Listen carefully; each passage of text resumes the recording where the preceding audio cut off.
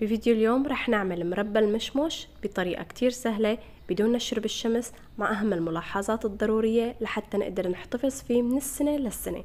تابعوا معي، تعالوا نشوف طريقة التحضير. فضلا ما تنسوا اللايك للفيديو، اشتراك بقناتي، تفعيل زر الجرس حتى يصلكن كل جديد. عندي هون 4 كيلو من المشموش. أهم شي بالنسبة لهي الوصفة إنه يكون عنا المشموش مستوي 100%، وبنفس الوقت ما بدنا يكون طري. غسلتهم نشفتهم كتير منيح، ما لازم يكون فيهم ولا نقطة مي. تمام. وهلأ رح نبلش نشتغل فيهم. رح قيم منهم البذرة اللي بالنص، يعني رح فلقهم. وبدنا ننتبه بهي المرحلة إنه ما يكون في دود بقلب حبة المشموش، فبدنا ننتبه كتير منيح.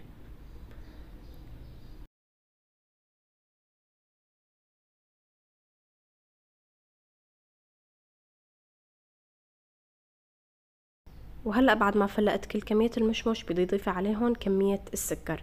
لكل كيلو مشمش رح احط له 600 جرام سكر، وممكن تحطوا لحد 700 جرام، هيك بيطلع سكرهم كتير منيح. هلأ رح نحط طبقة مشمش وطبقة سكر بهي الطريقة. انا هون حطيت لل4 كيلو مشمش كيليين و400 جرام سكر. تمام.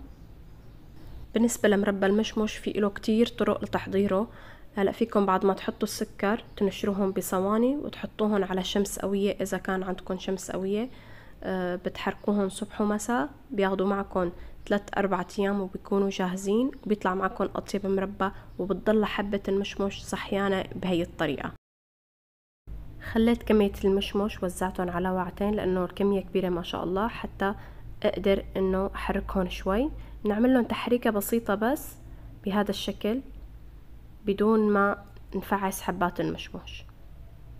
وهلأ رح أضيف باقي كمية السكر الأخيرة.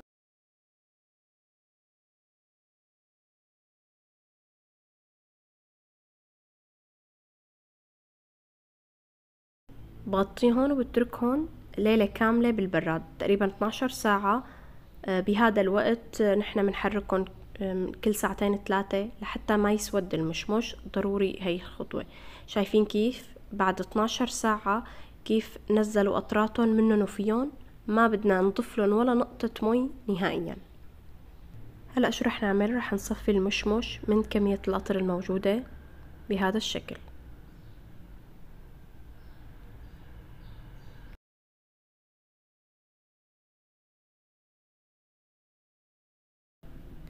فضي القطر بطنجرة كبيرة، ويفضل انه تكون الطنجرة غير قابلة للالتصاق، يعني جرانيت او تيفال. طبعا ما ننسى نحط كل كمية السكر بشكل كامل. وهي كمية القطر الثانية. بحطهم على نار عالية مع التحريك المستمر لحد ما يدوب عندي السكر تماما ويبلش يغلي القطر.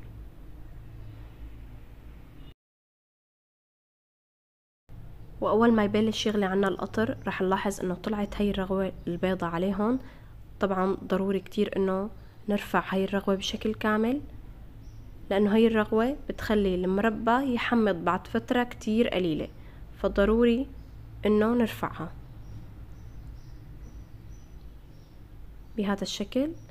هلأ بتركهم يغلوا تقريبا 5 دقايق، وبعدين بنزل عليهم كمية المشمش.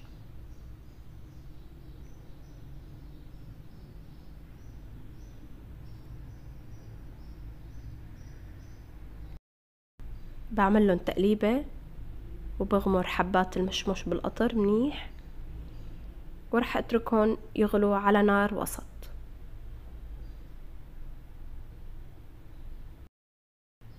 اول ما يبلش يغلي المشمش كمان رح ترجع تطلع هاي الرغوة البيضاء، كمان بدنا نرفعها بشكل كامل، بس حاولوا ما تغرفوا لتحت، بس الطبقة الفوقانية مشان ما ناخد من كمية القطر اللي بقلب المشمش بهذا الشكل.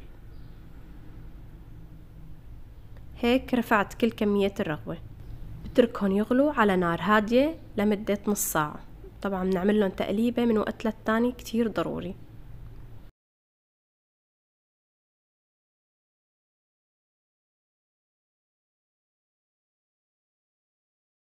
هلأ بدي اعمل خطوة كتير ضرورية حتى ما يسكر معي المربى. فرشاية برطبها بشوية مي بس، شي انه بس، وبنمسح فيها أطراف الطنجرة، لأنه هون عنا وقت الغلي بيكون طلع بلورات سكر على أحراف الطنجرة، فهي البلورات هي اللي بتسبب بتسكير قطر المربى. يعني بتحسوه تاني يوم صار كلياته سكر وجبل. فبهي الطريقة نهائيا إن شاء الله ما رح يسكر معكم. قبل ما أطفي عليه النار ب10 دقايق بضيف عصير ليمونة صغيرة. إذا المشمش اللي عندكم حامض لا تضيفوا عصير ليمون نهائيا. ونص معلقة صغيرة حمض الليمون يلي هو سيتريك أسيد، ضرورية هي الإضافة حتى ما يسكر معنا قطر المربى. تمام.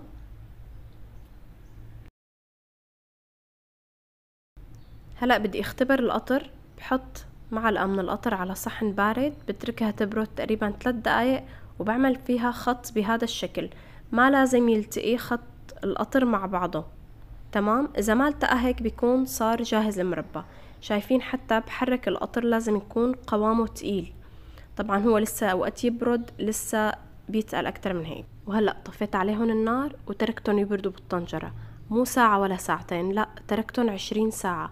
ليش هيك عملت؟ مشان اذا طلع معنا مشاكل بالقطر، يعني سكر القطر او صار في مشاكل او جبل، بنقدر نحل هاي المشكلة. نرجع منغليهم ونضيفلهم حمض الليمون.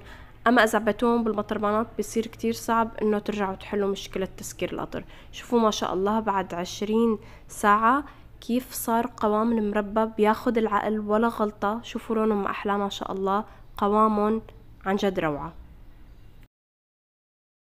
هلا هون رح ورجيكم طريقة تعقيم المطربانات تتبعوها لكل المونة اللي بدكم انتو تعملوها، مربى او مخلل.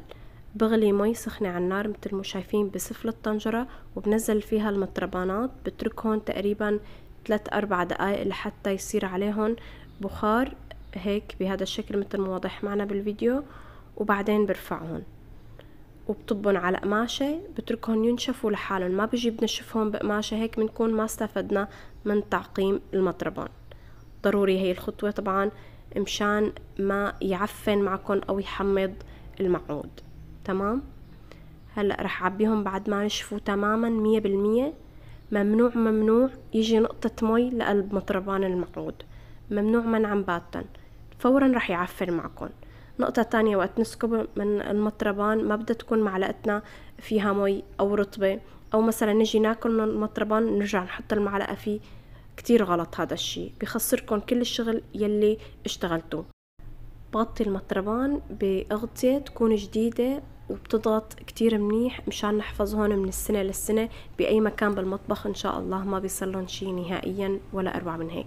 شوفوا ما شاء الله لونن، حبيت ورجيكم لونن على ضوء الشمس، عن جد ولا غلطة.